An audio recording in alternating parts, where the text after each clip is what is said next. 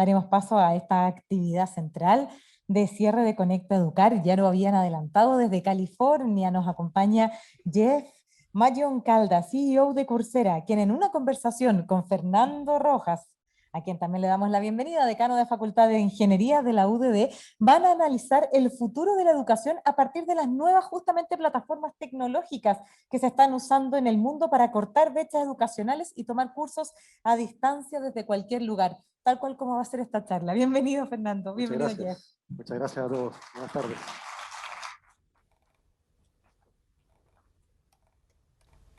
Bueno, entiendo que ya tenemos conectado a Jeff con nosotros.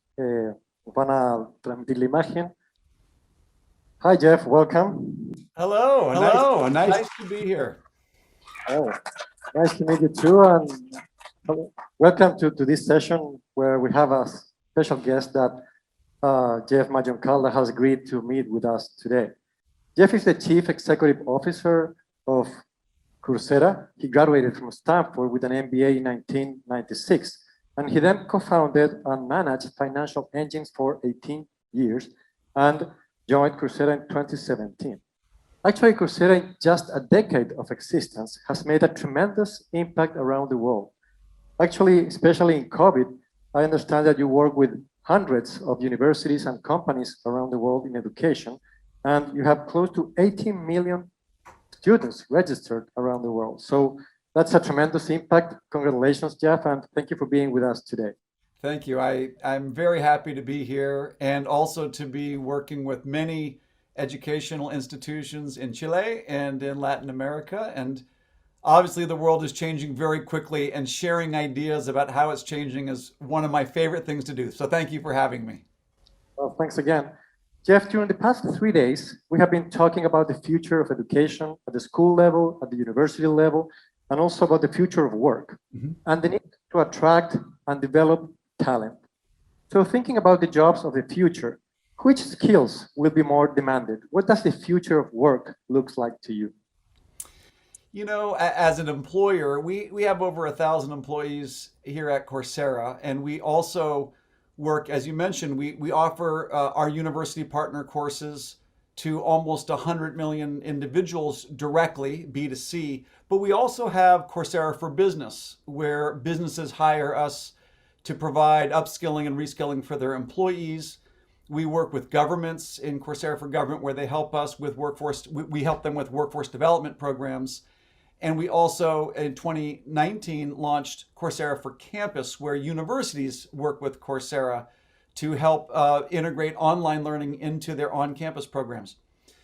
As we sort of look across all of our business and think about what types of skills are most valuable, it really is a blend. I think being an employee in 2022 is far more complex than being an employee in 2000 or in 1990. The kinds of skills that people have to have are very broad.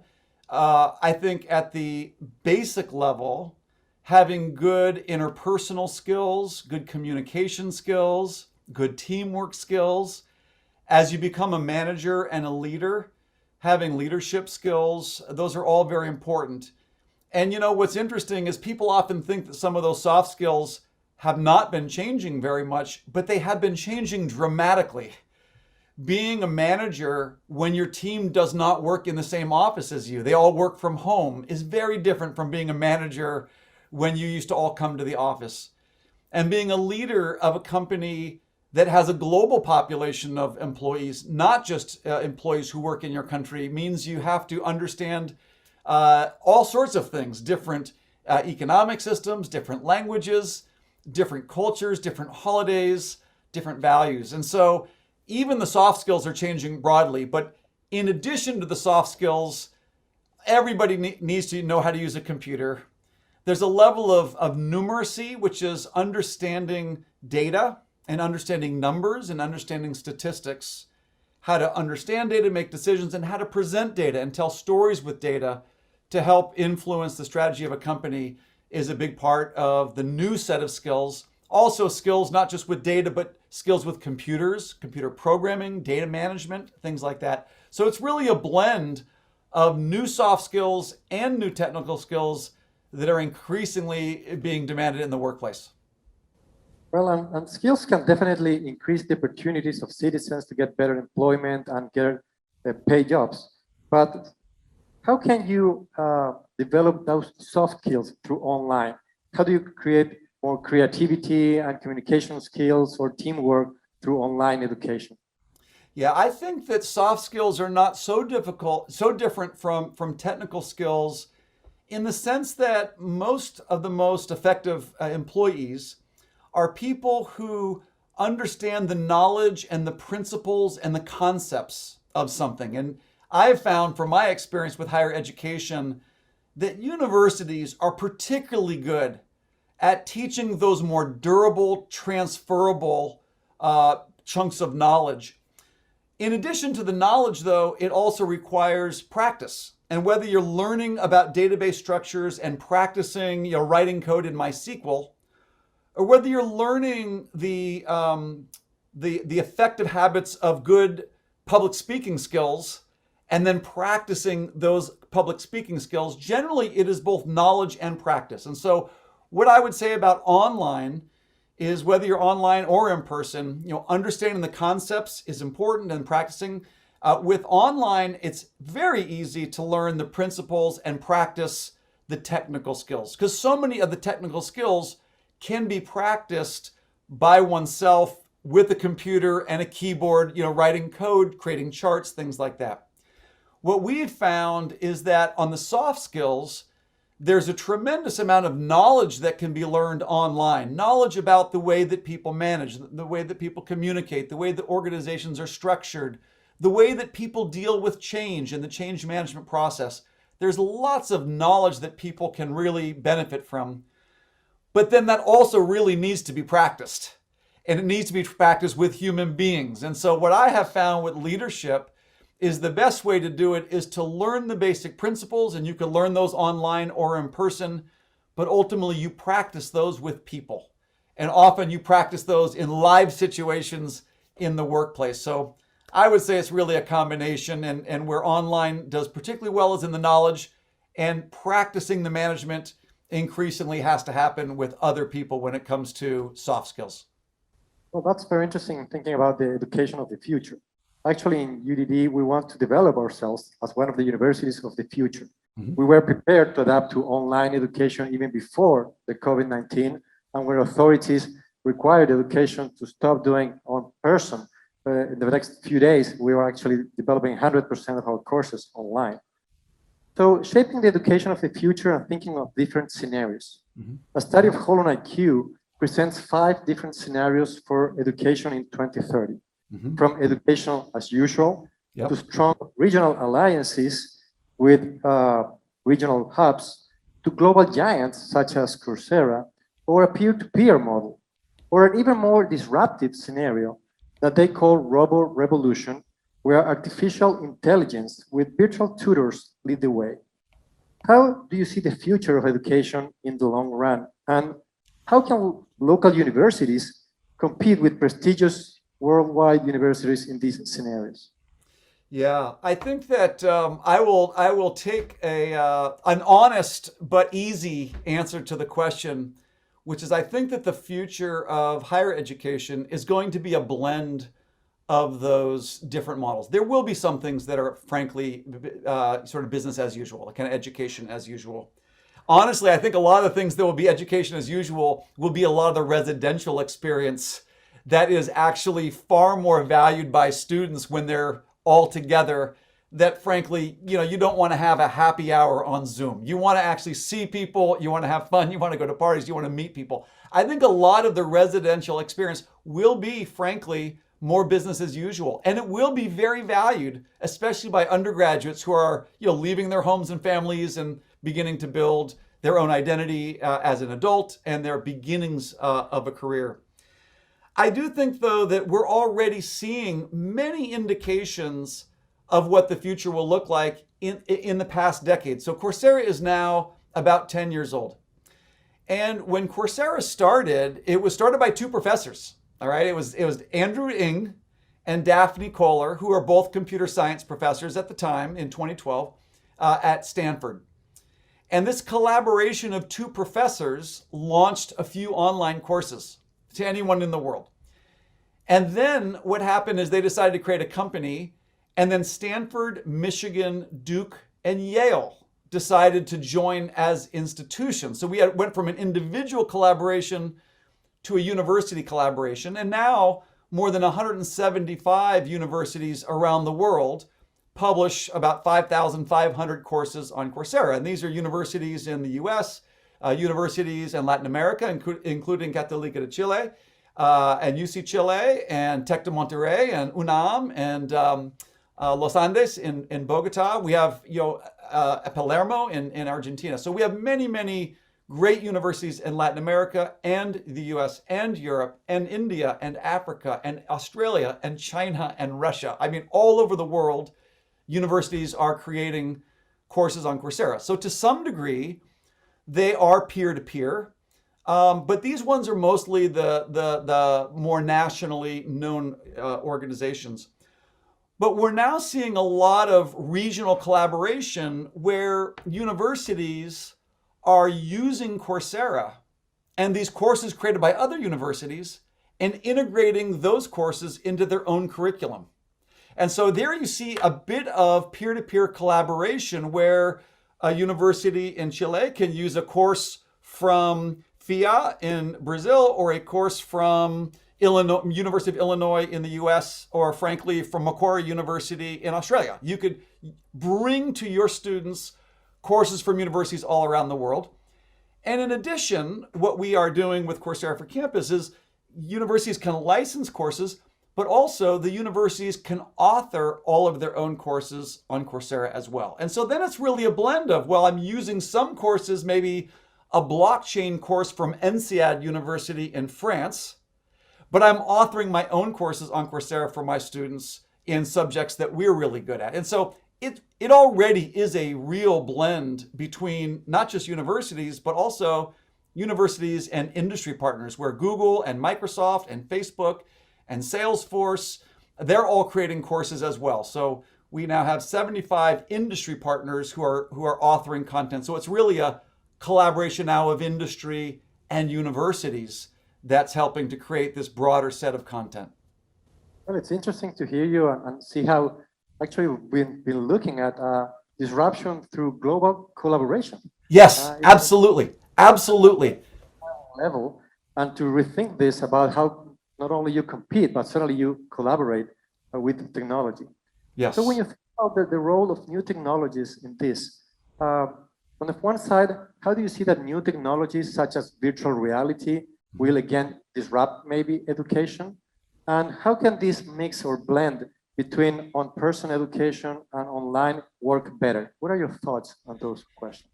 Well, I believe that technology has been maybe one of the most transformative forces in human history. I mean, throughout human history, technology has been the thing to stave off many types of illness. Technology has often been the determinant of who wins wars.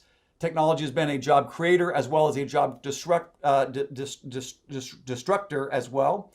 And I think it's only accelerating. So as I think about the role of technology in higher education, we just look at Coursera, we could just sort of, what have been the technologies that have been most influential to Coursera up to date? And then for maybe the next decade, what might be the technologies that make the most difference? I would say that undoubtedly cloud computing is the number one technology of Coursera. If you couldn't create content and put it in some centrally accessible way, if we had to mail around CD-ROMs to each other, that would never have worked. So I think it's important to even say, wow, I mean, for the most part, cloud computing hasn't really been around since maybe 1995. When Netscape went public is when it really became something current. That's not that long ago. The ability to actually have cloud storage where anyone could put something in the cloud, that was kind of YouTube. And that wasn't that long ago. That was probably in the early 2000s. And then, Stanford started doing that and many universities have. But cloud computing has been one massive technology that has been instrumental in changing the way that knowledge could be shared and delivered to people. I think another huge technology is mobile phones. So I was just in Egypt, I was just in Saudi Arabia, I travel all around the world, and everybody has mobile phones. In fact, when I was in Cairo, I stayed at a very nice hotel, but I've learned that when I land in countries, because now I do so much of our whole company at Coursera has moved to remote work. So we call it work from anywhere because we still have offices, but no one has to go in. You can go to an office if you want to, but you don't have to. And now we're hiring people all around the world, whether you live next to an office or not. So maybe we can talk about that in a second. But now I manage my team and we manage the company all virtually. And so when I'm in a given country, I'm still running meetings and things like that. When I land, I buy a SIM card. It's one of the first things I do at the airport is I buy a SIM card because the internet through my phone is faster than the internet in the hotel. And so I use my phone to be a hotspot so I can do Zoom meetings with my team back in the US.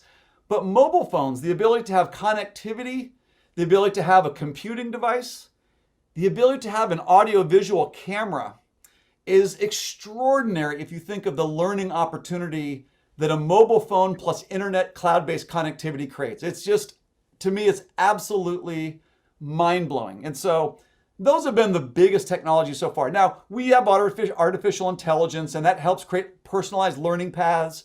You can do a lot more auto-grading.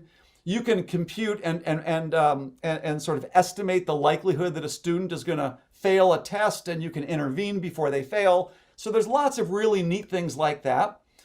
There's also really neat things called virtual machines where you can create environments where without downloading any software, a learner can actually use Photoshop or they can use software that runs in a browser. So that's kind of a cool technology that lets people use and learn software much faster. And then you mentioned virtual reality. We're at the very, very beginnings of virtual reality. So what we're seeing at Coursera is that virtual reality is starting to play a role, but not a very big one. We think it's going to play a very large role going forward. And in particular, the ability to simulate things, usually simulating risky things or simulating costly things, whether that's the risk of trying to learn how to fly an airplane and you don't want to crash it, or the risk of learning how to take out a tumor, but you don't really want to practice on a real person, or the cost of the ability to be able to walk through a building that you've designed before you actually build that building, or to build a product or a car before you simulate it before you build it. So I think simulation will be really important, a way to learn, and it already is becoming so. But then there's another type of simulation that I think is going to be very important, which I call social simulation. I think the ability for VR to simulate social situations and be able to provide feedback, because getting to that soft skills piece of the practicing. So you can learn the knowledge of public speaking, but how do you practice that when you're not in front of live people? I think that VR will be a really valuable part of that. Where I'm not so sure VR is going to be a huge impact on students is I don't think that VR will be able to replicate the residential experience. I mean, I really think there's something about sharing actual human experiences, hearing the same thing, tasting the same thing, being able to touch somebody that is not going to be easily replaced. And so I do think that most colleges that have an undergraduate or a residential program, in my opinion, that's a real differentiated asset that's less likely to be completely replaced. And so the integration or the hybridization of online learning, where a lot of the knowledge can come online, but a lot of the experience can happen in person, is where I think there's going to be a blend between online and in-person learning. Yeah, it's interesting to see, and we have to go into the future to see how social interaction changes with virtual reality. Mm-hmm. On a related field, certainly online education makes it easier to gather real-time data. And how do you use in Coursera the data to enhance educational experience? Are you developing already different tracks personalized for everybody and their rhythms, for example? It's interesting. I mean, when I think about real time, the first thing I think about is on demand, which is being able to learn when I want to learn. it's important when you have a synchronous event often to have people all come to the same place at the same time. But if you think about how limiting that can be in terms of how many people can show up at that one place at that one time, including the professor, it does have certain limits. So the first thing I would say about timing is the ability to have an educational process that includes both synchronous and asynchronous learning, I think is the first big thing that I would say. So many people could learn, but they have to learn on a schedule that's more personalized to them, which means they can't necessarily synchronize their life to a bunch of classes that only happen at certain times.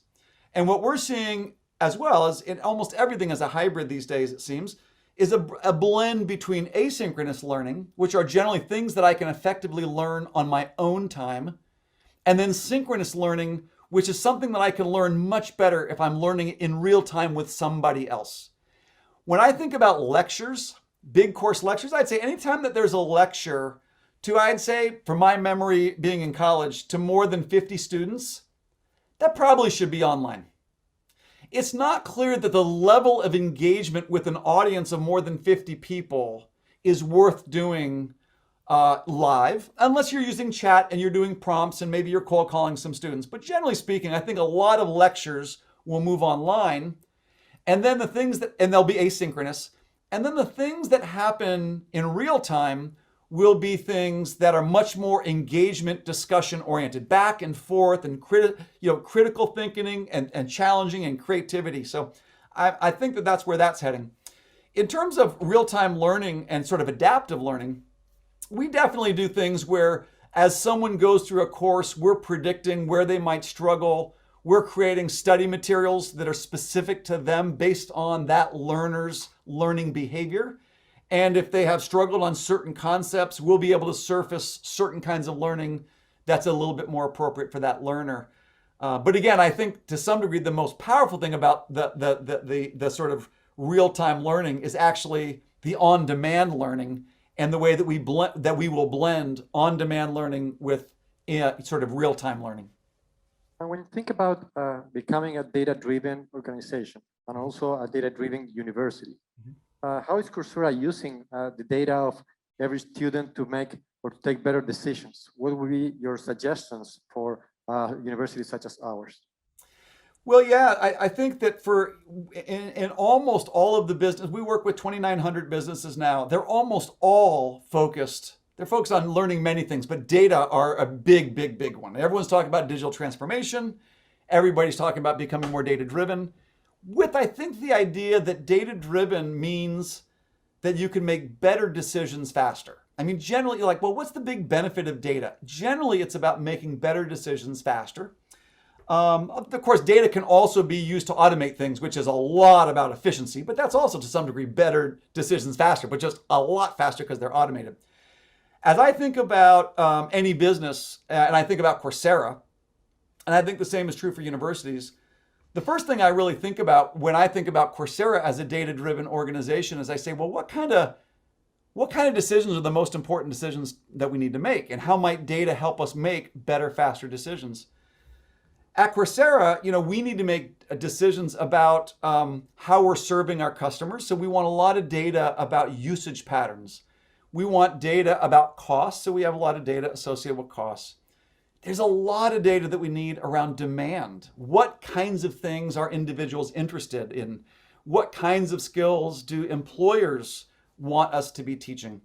As I think about a university, I mean, there's a research, let's just focus for a second on the teaching piece of it, because I think research is a little bit of a different domain. But when it comes to teaching, I guess ways that universities might be thinking about being more data-driven could include this. What kinds of students are coming to my university, and how might I segment and understand their needs? What competitors are in my space, and why might some of the students that went to my university choose to go to a different university? And in an online world, there's going to be way more competition because a student who lives right down the street from a university could take courses from a university that's halfway around the world. So I do think that universities, as we think about data and data-driven, understanding the customer needs, the student needs, and understanding competition and who else might that student go to learn those things, I think is very important. And frankly, for many universities, it's pretty new. Because for most universities, they would generally attract a local audience and they would only have local competitors. But when you could create a global audience, or at least a larger regional audience, and now you're facing global competition, having data about your students and about your competitors, I think will be important. When we think about attracting students, especially undergraduates, but also master's degrees students, a lot of it's going to be about, well, if I go to your school, what can I learn and how will that help me with my career? So getting data about the demands of employers that your students might go work for, and what jobs are they looking to fill, and what skills might those students need, and then creating a curriculum that helps produce graduates who have those kinds of skills and can do those jobs. I think that'll be a type of feedback loop, a data-driven feedback loop that will be very valuable. Now, sorry, I've been a little bit long-winded here, Fernando, in my answer, but now, how can Coursera help our university partners? There's a lot of different ways. When a university hires Coursera for campus, so this is more subscribing to Coursera rather than publishing on Coursera.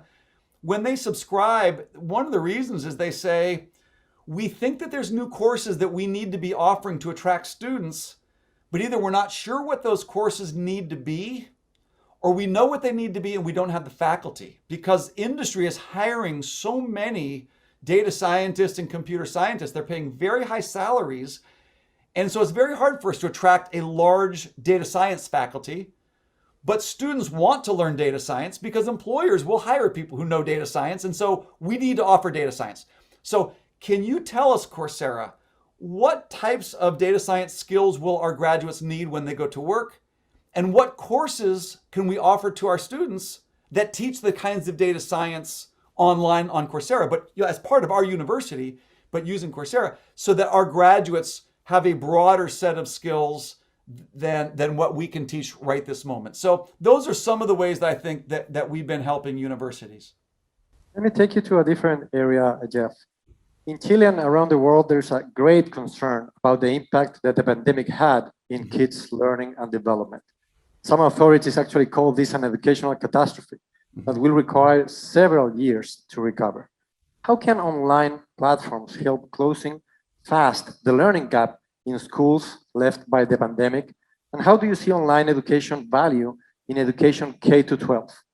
Yeah, and I think that I think there's a very big difference between the role that technology plays in, people younger than 12 years old, kind of pre-adolescent, versus the role that technology plays in educating people who are adolescents and young adults, versus the role that technology plays in educating adults. And the big part of it comes back to this social part of learning. So when the component of learning has to be highly social, like especially for little kids who need to be kissed and hugged and learn how to play with their friends on the schoolyard, you can't do that online. And I think that the emotional damage, the social dislocation, the mental health issues that we're seeing among high school students who normally get to see friends, and then they went for 2 years without seeing friends, but they're still on social media, but getting a very distorted view of their relationships. This is very damaging. So when I think about the biggest damage, I generally think it is happening more among younger people, and more of it is social and emotional damage that has been happening, which is why I, for one, really want to try to keep schools open as much as possible for the social formation of young people. I don't have a really good idea about how to accelerate the social formation of young people post-pandemic. I'm not an expert, and I think that's also a hard problem. But I will give a different view on adult learning, including college. Assuming that somebody has good social formation and good emotional health, which is, a big assumption these days. It's very hard for people to stay emotionally well.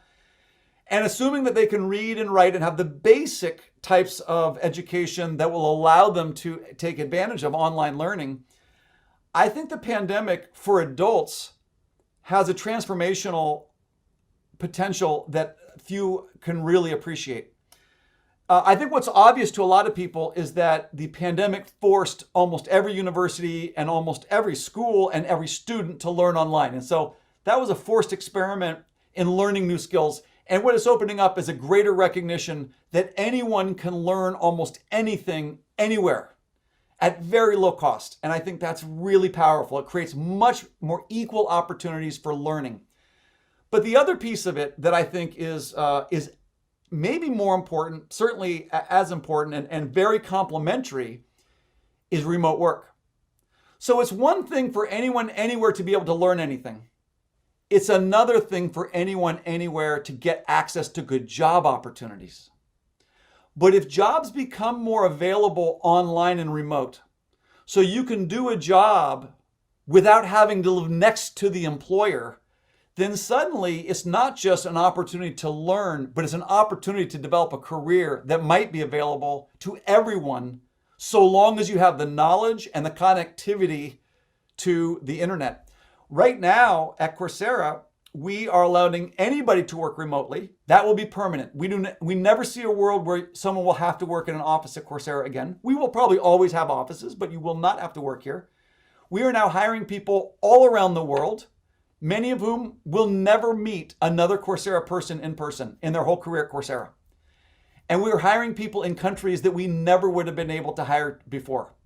And as I think about Latin America, and I think about many of the countries that are emerging economies, and maybe the educational opportunity is a little bit ahead of the employment opportunity for at least high-paying, digital jobs, I think that the graduates of your universities, if they learn the right skills, will be able to get jobs at Google, at Facebook, at Coursera, at the best paying employers in the world, so long as they have the skills to do it. And I think it's going to open up opportunities to make what you teach way more valuable to the students who go there, because the opportunity set will be far greater post-pandemic than it was pre-pandemic.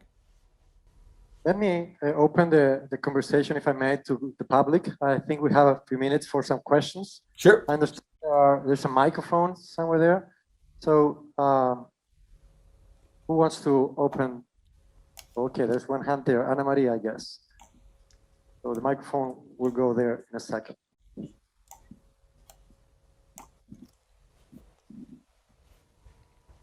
Hello.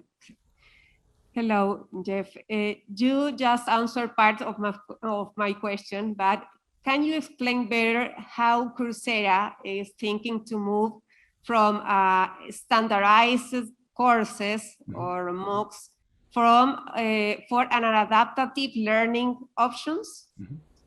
Yes, thank you for the question. Yeah, so right now we have about 5,500 courses. For the most part, when someone goes through the course, they go through the same videos in the same order, and the assessment questions are sometimes randomized and sometimes that they're not. What we'll often do, though, is we will help people anticipate when there's going to be harder tests. We call it in-course coach. So it's a way of kind of coaching somebody through the course. But the courses are not super dynamic beyond being able to learn wherever and wherever you want. We've recently launched something in our Coursera for Business and also Coursera for Campus product that we call skill sets. And skill sets are kind of different because what they do is instead of starting with a course, you start with a skill set. So in other words, we have like 500 skill sets now. And there could be a skill set for an entry-level data scientist. And it says, okay, an entry-level data scientist requires these skills. What we've done is in those courses, we've tagged, not for every course, altogether there's about 500,000 assessment questions in these courses on Coursera. We've tagged them to a skills, we call a skills graph, which is what skill is that question testing and at what difficulty level. What that enables us to do is link the content to the skills that it teaches. So what we've been doing is as you go through a course, we can show you what skills you're developing. But now we can flip that around and say, if you want this job, so don't start with the course, start with the job. And then say, if you want this job, what skills do you need? And then, Skay, if you need those skills at this level of difficulty or proficiency, what courses or what modules of courses teach those particular skills for that particular job? It's almost flipping it upside down, where instead of starting with the content, you start with the job, and then you use the job and the skills to the job, and then you link the content to teach the skills to do the job. And that has made the learning process very different because it's really reframed it around jobs and skills as opposed to a certain particular curricular structure. Thank you, Jeff. I guess we have time for one more question. Hello, Jeff. Is the business model and experience of Coursera applicable to the Metaverse world? That's a good question. I think so. You know, my guess is to the extent that the Metaverse further accelerates not just the need for new skills to program things and process more data and all that, but also as more of our lives become digital. And by the way, I'm not the biggest fan of all of my life going digital. If you go to Facebook or Twitter or Instagram and you look for me, you won't find anything from me. I'm too busy spending time with my family and my children to be, tweeting to everybody all the time. So I'm not a big fan of living my entire life in a digital world. But as lives move more digital, it will put more of a benefit, I think, on digital learning and digital work. In terms of business model, I think that as a business model, Coursera has been successful mostly because the need that companies have for new skills has been changing very, very rapidly. And to the extent that technology changes that rate of new learning requirements, the rate at which new things need to be learned, then Coursera will become more and more valuable, I think. Because what we have an ability to do by working in this massive global collaboration network, if you will, is we can grab courses from every university and company in the world and make those available to every individual and every institution in the world. So you can very rapidly find a need and meet the need and solve that need. So my guess would be that the Metaverse will give rise to new jobs that will require new skills, that will require new learning, and the rate of change will be faster and faster, and that will put a premium on the types of services that Coursera can provide. Thanks, Jeff, for sharing with us all these interesting thoughts and experience. We're running out of time, so let me ask you one last question. What other trends or final suggestions would you like to share with us today? Yeah, I've already hinted at it. First of all, Fernando, thank you for having me. It is an honor to be here, and I love hearing the questions and also sharing my thoughts. And I don't know what the future really holds for sure, but I like to guess. And we do get some. I'm a Bayesian at heart, so I like to have a prior expectation and then inform it and update that expectation with data as it comes in. I think the biggest thing that most institutions, including universities, I think are not fully appreciating is remote work. I think that the biggest legacy of the pandemic is going to be a far greater number of jobs will be able to be done remotely. And it won't be every job. So I'm not saying that doctors are going to be remote and everyone's going to be remote, and I'm not saying that. But here's what I am saying. The most valuable jobs, i.e. the highest paying jobs, including CEO, including head of engineering, they're going to be remote. I'll tell you right now at Coursera, and I won't tell you my salary, but here's who's remote. I am working remotely. My head of engineering has moved out of Silicon Valley. He's moved up to Seattle. He's working remotely. My head of HR has moved to Tahoe. He's working remotely. My head of sales has moved to New York. She's working remotely. Virtually every high-paying job can be done remotely. Not doctors. I shouldn't say virtually every.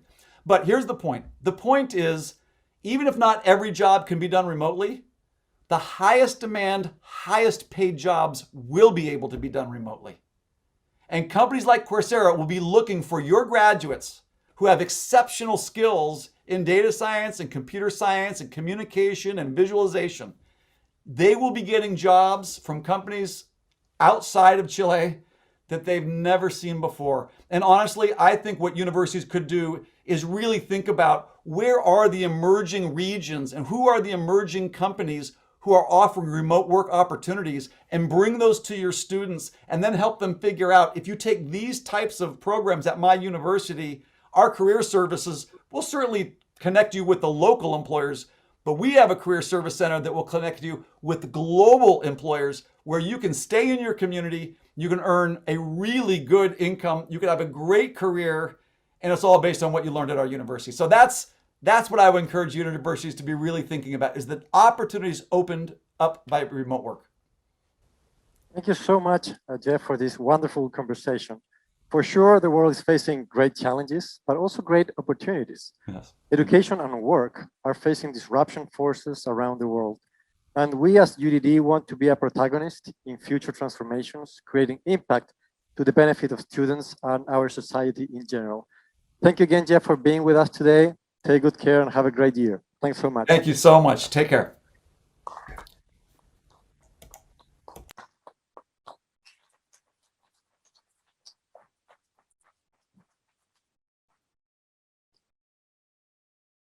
Muchísimas gracias a Fernando por guiar la conversación y el lujo de poder escuchar las palabras de Jeff y esta interesantísima conversación que sin duda nos ayuda a entender la utilidad de estas plataformas y lo que nos están mostrando respecto de la educación, a lo que se empuja la educación en Chile y también en el mundo.